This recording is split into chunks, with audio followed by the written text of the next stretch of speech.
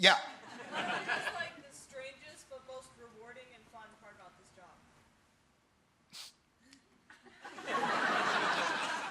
I guess it's the audience questions. Sorry. I told myself I wasn't going to do this. It's very weird because I don't think you evaluate it in that way. It's not like I don't go home and, I'm like, what a satisfying day of work. I think it's like any job. Like when you're living in it, you don't really have the perspective. I think you're happy. Like, I think we do. What I feel best about is when we execute to the highest of our intention, because we always have an intention. And sometimes we execute it in the manner. So there may be a show where some people are like, oh, that was really funny. And we're like, I missed that.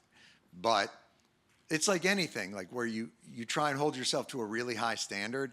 And so it can be, you can frustrate yourself. But then there are other days where you feel like, oh, we got close. But you can never, what's nice about this show is it's very humbling. Like, no matter how many times I've done it, and I've done thousands of these, I can still them up hugely. And not get it right and do the thing. And so you can never get complacent and never want to. In fact, it's sort of why I left. Like in 2015 where I was like, oh, I'm not as engaged as, this show doesn't deserve anybody not giving everything to what they're doing. And so, and now I feel like, oh, I've got enough in me to do that once. But yeah, that's how you sort of feel. Yeah. Okay, so piggybacking off of that, Yeah. how do you keep... Wait a minute, the audience has follow-ups? What? Oh, yeah, Mr. Stewart, to the question there, I want to add a retort. One question, one criticism, if I could. Yeah, go ahead. Okay, how do you keep creative in your daily life? So you want to, the problem with these shows, like anything else, is you have to build them for like redundancy and resilience. Like you have to build a system that can get to achieve a high level, but has to be repeatable. So like people think like, man, you guys, you probably come in here, like 11, and you spend the first hour just f***ing around, because the jokes write themselves.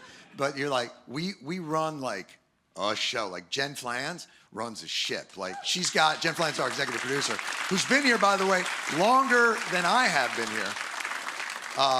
But like, and she and I are always talking like, I love talking process. So we're always talking about ways to make the day more efficient. And like, we always say like 5 minutes at 9 a.m. is 45 minutes at 5 p.m. So we're always trying to say, but you have to then also build it with enough space in it that you can have enough room for inspiration. It's very interesting. Are any of you in creative pursuits by any chance? Anybody like in the arts or anything like that? Okay. Oh, so you are. So what do you do?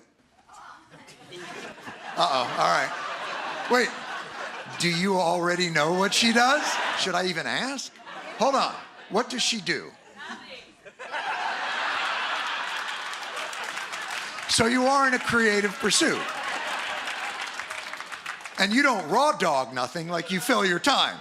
Like when they say nothing, it's not like this, like, well, time to go to work. You can stare out your window. The weird counterintuitive paradox of creative industries is that structure is what allows you to be creative. If you don't have structure, you've got nothing to tether yourself to. So the more structure we create, the more easily we can deviate from it, because we know we're going to land somewhere of substance and all that. And you can, I think, take that to your job. So what I'm saying is, if you're going to do nothing, do it at 9 a.m. every morning.